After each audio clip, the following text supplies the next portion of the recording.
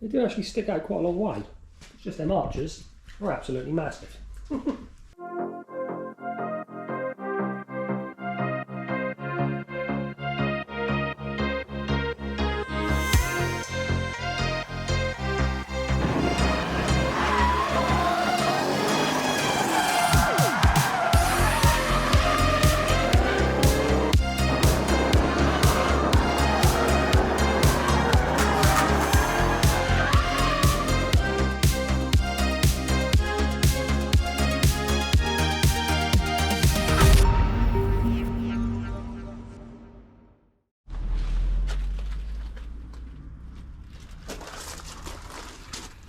The first thing I have to do this weekend is to remove the spark plugs, spray WD-40 down all the bores in case the piston rings are seized up, because God knows how long this thing hasn't been started for. The new ignition leads are due to arrive today, so yep, remove the plugs, WD-40 down the bores and put the new plugs in. The other thing I have noticed about this car, great observation, it's got a lovely little shelf for all your tools, both sides, which is fantastic. I think every car should have those. Right, so let's crack on.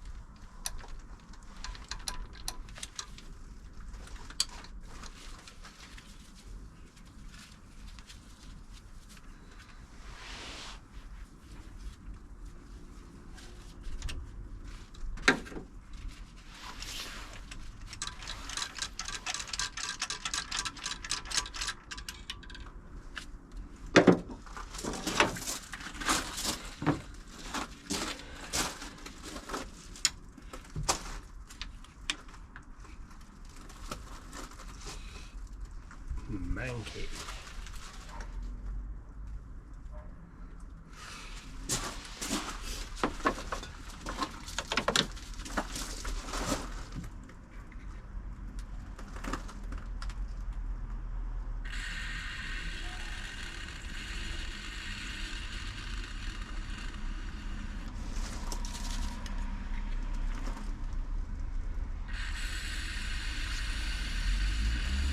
Why are you putting that down the balls? Because the car hasn't started for 10 years maybe. Right. So the piston rings could have some corrosion and basically corroded themselves to the bore. It should help the piston rings slide a little bit easier the first few rotations. I'm going to turn it over by hand to begin with, just to free up all the rings and not just lubricate them, to hopefully prevent the rings from getting damaged. Okie dokie. So when a car hasn't been started for years, there is a little process to go through. Well, a process I'd always go through anyway. So WD-40 down the bores, new plugs, dump the oil, new oil filter, new oil, basically an engine service. Dump all the fuel out of the tank, check the tank is clean, new fuel in the tank, fuel filter, check the cam belt, rotate the engine by hand to begin with, pull the fuel pump wires so the fuel pump doesn't start up, crank it over by hand to build a little bit of oil pressure and just to get it rotating a little bit slower, and then plug the pump in and start the car. Is the best method I've found, just to prevent any sort of terminal damage and help the thing ease back into life again. See, to me that sounds like a lot. Is it a lot to do? Long time, short time scale? Half an hour's work, hour's work, depends how difficult it is to drain the fuel out of the tank really. Oh, right, cool. You can just put fresh fuel in and fire them up, you know, but just there's no telling how long this thing has actually been sat. without being started. So. Yeah.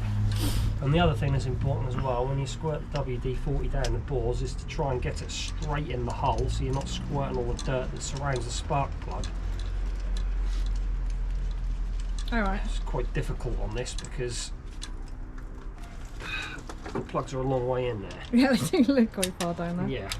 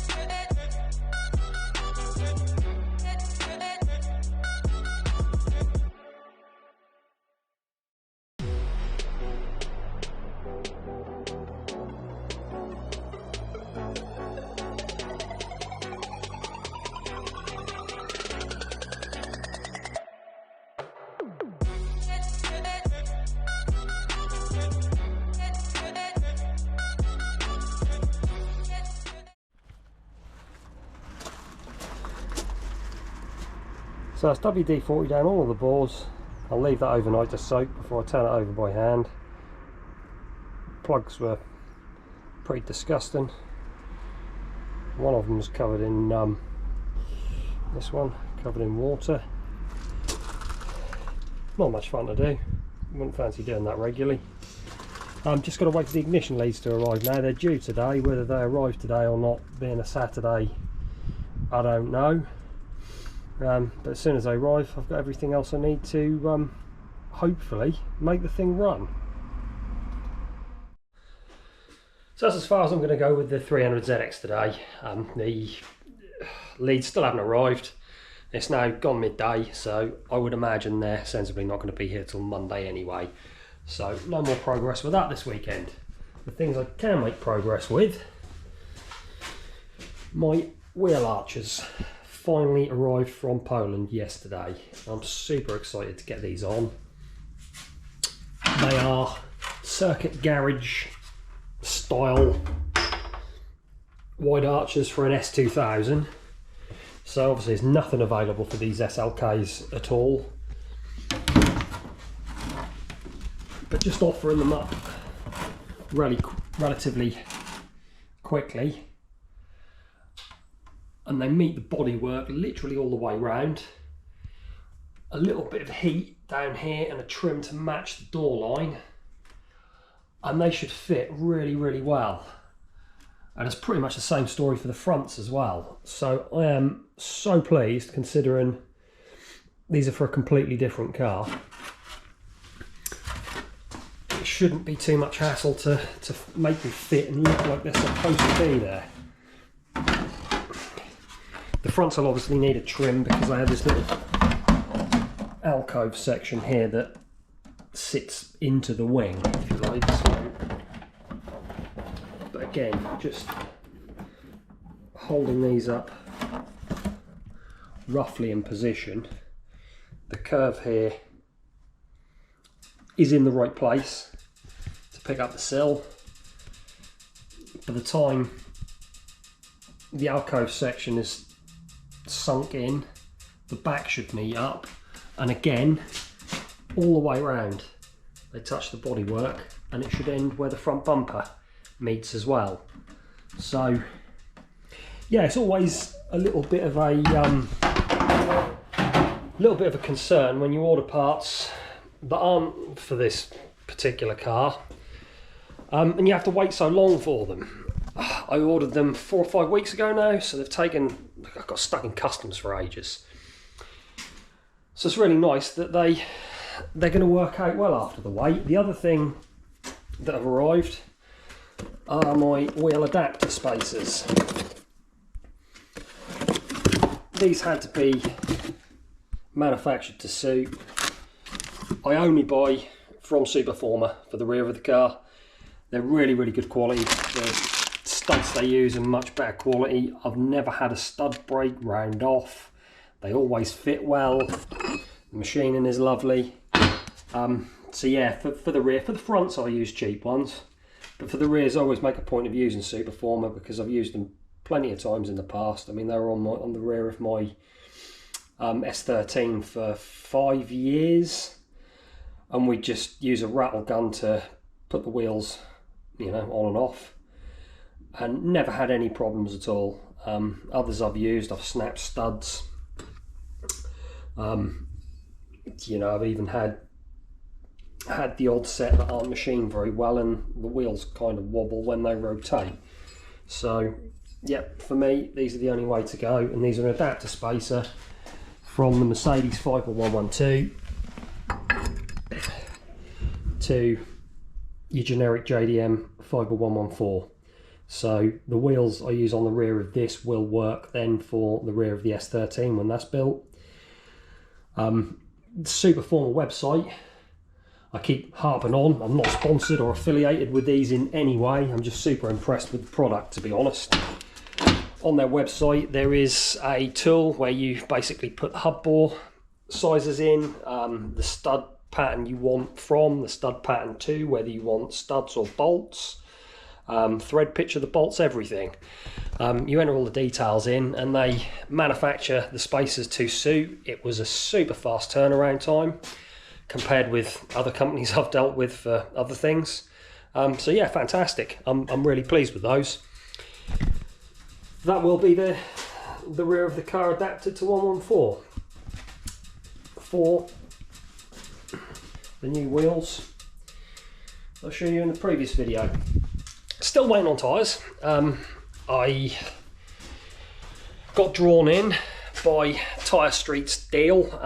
They're doing 50% off Black Friday deal. I bought them expecting next day delivery. It states APC delivery, so I bought them late on a Monday. So I didn't expect them to be dispatched Monday, so I was kind of expecting delivery for that Tuesday, and we're now 2 weeks next Monday. They have finally sent me a message to say that they're running late with things. They've had a huge demand, but to be honest, customer service is disgusting. I sent them an email, I contacted the Facebook page, I commented on the sale advert where I noticed the discount deal, and they just flat ignored everybody. So not impressed with that at all.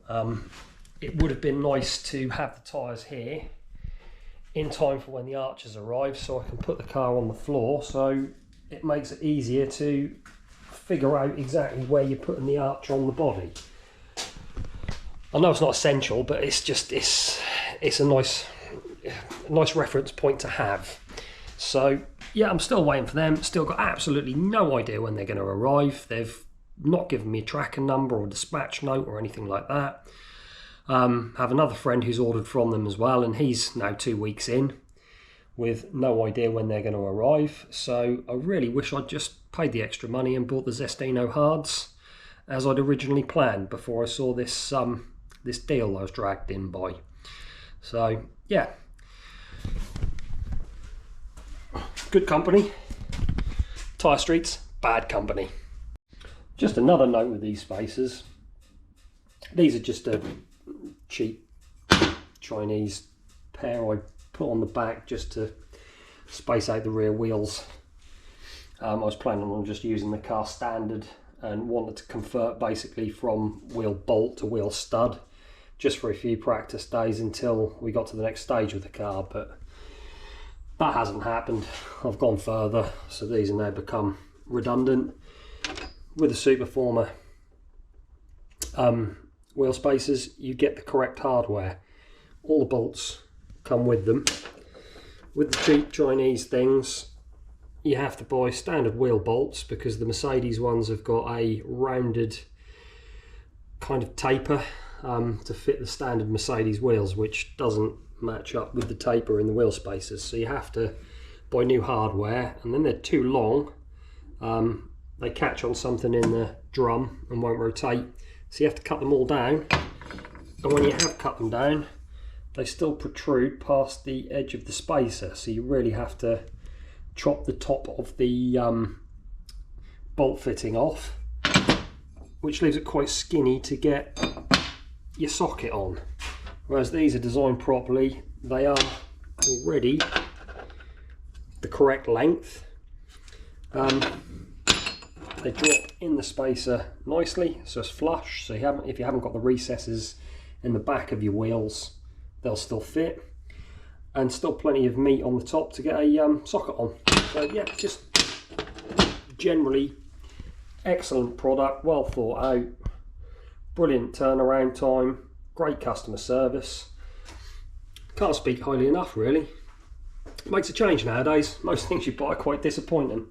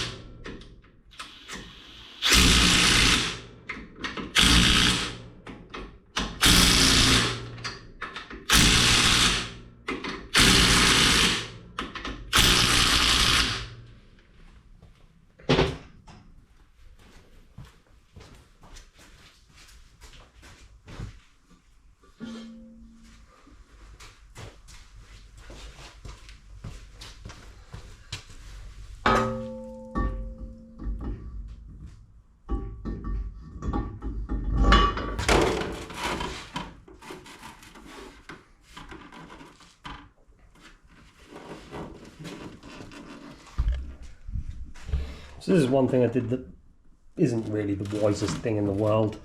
Ordering the spacers before knowing how wide the arches are. But I just wanted to get the wheels on here for now so I could figure out how wide to go. Probably need another 30mm spacer on there, but I've got no problem with running a spacer on a spacer.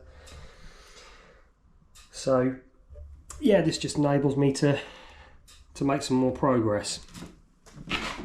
Yeah, probably another 30mm on there. They're only an 8.75J rim.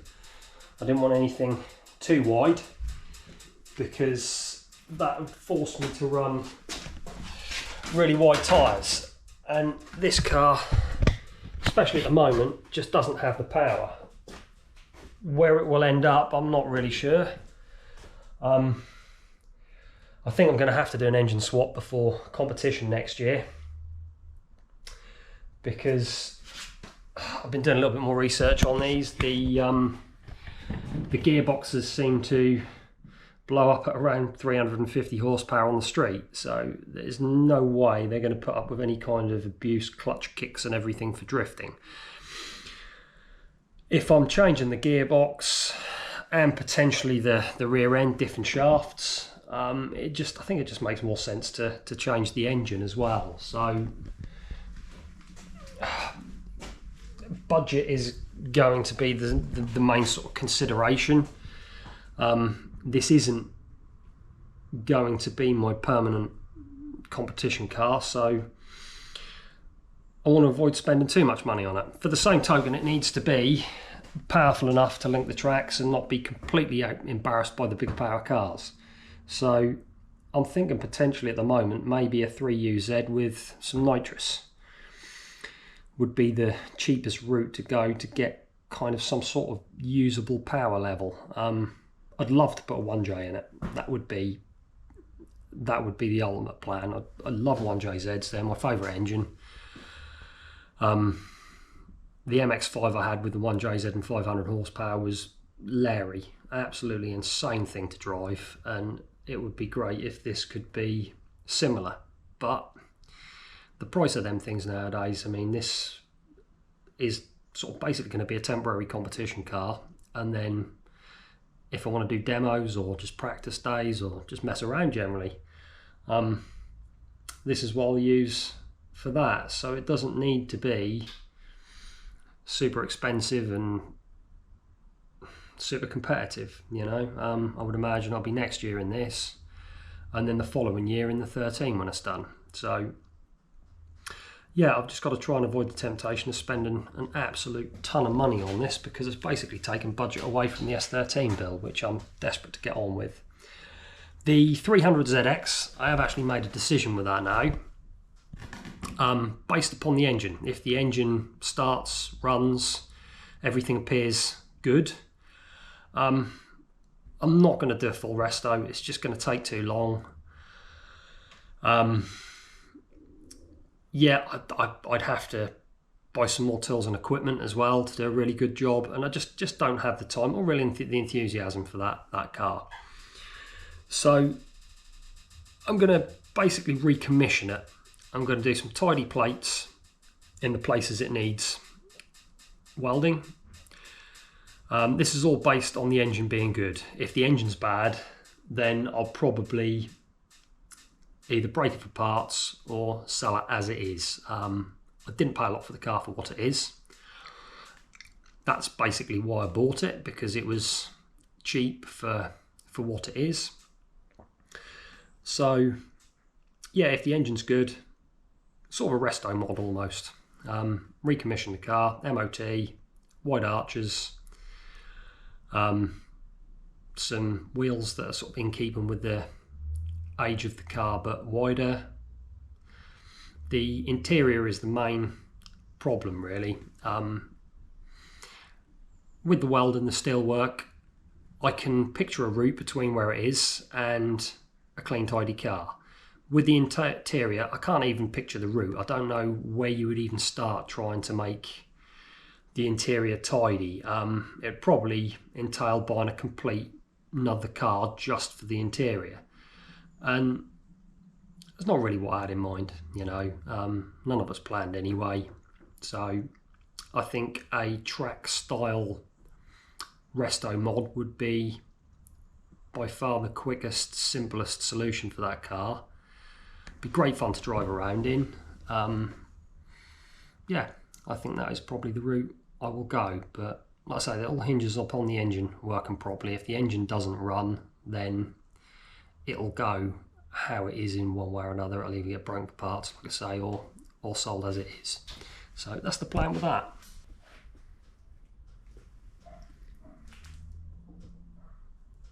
They do actually stick out quite a long way. It's just them arches are absolutely massive.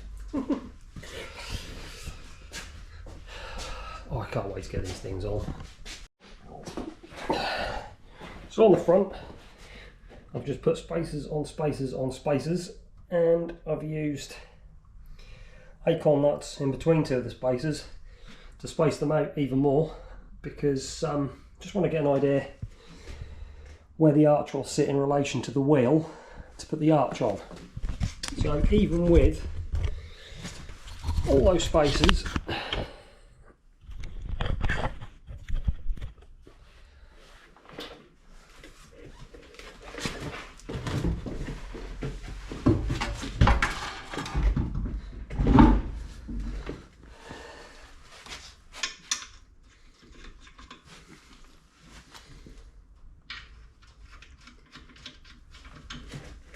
I don't think the wheel's going to stick out far enough still.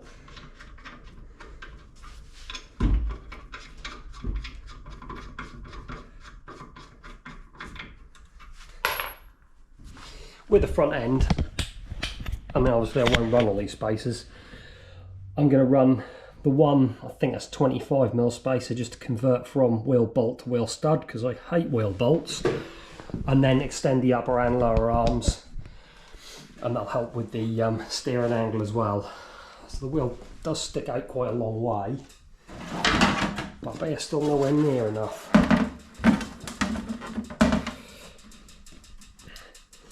It's getting there. By the time that drops down, I would imagine probably still need another 10-15mm on there. But it's nice having all these spacers kicking around, because I can put them on there and then just measure, and that gives me an idea of how far I've actually got to come out with the arm extensions, rather than sort of measuring and best guess. It's always nice to know, especially when you're taking on a job like that. The rear will just have to be on spacers, obviously, but we've got quite a bit of poke there already, and that is literally just one single 25mm spacer, the adapter spacer. So another Superformer spacer on the spacer, and yeah, I'll figure that out when the arch is on. But for the time being, I just needed to get everything ordered so I can actually make a little bit of progress on this thing. I knew the spacers weren't going to be wide enough. I ordered the narrowest spacer they did for the wheel adapters, which was a 25mm. Just in case I end up with huge wheels on the back at any point, it gives me the option to remove the spacers that are on the spacers. Spacers everywhere. So I can run the bigger wheels, but it probably will just stay like that, you know. It also gives you the option as well, if you do snap a stud, you know, if you're running a non-genuine or non-original PCD, your wheels are on that stud pattern. If you do snap a stud, or even snap a couple of studs, it doesn't give you the option to remove the spacer and run just on the hub. So if I've got a spacer on the spacer, then if by chance one of the studs do snap, I can just remove one spacer and I've still got the right stud pattern. So that also made sense to me when, you know, considering what I was going to do. So first things first, the badge is in the way. That sits where the badge is, so scrape the badge off. I still can't believe how well these things line up with the bodywork. Then mark where the little cutout needs to be, and trim the wing. The other thing about this car, I'm not going to be too careful or too fussy with it. The full car's having paint anyway. I'll try not to put any big gouges in the paintwork or marks, but it's not overly important. Just sort of creates a bit more prep work, but quicker to do this than be super careful.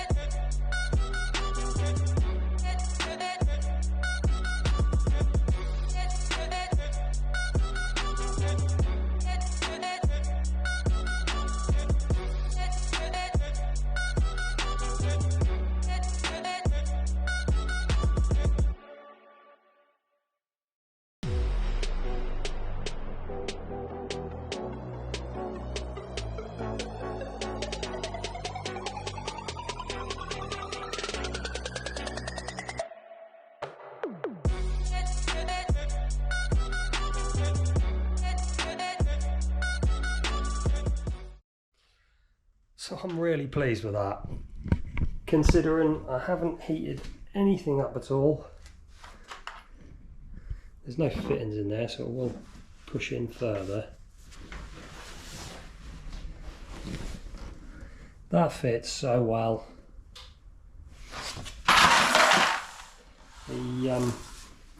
Yep, just knocked all the riv nuts over. Never mind. The overall look is really good. The fitment is absolutely fantastic, considering it's a different car. So it's on the floor, and I can't lie, I'm really pleased. The rear wheels you'll have to excuse. I just used the front off the other side. It's only an 8J, needs more spaces, and the wider wheels on there once I got the tyres fitted. But generally, I think that looks great.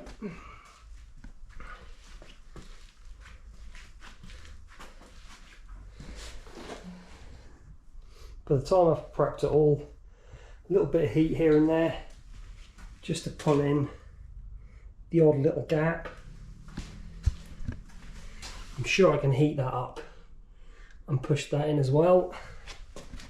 But the overall look is far better than I expected, to be honest.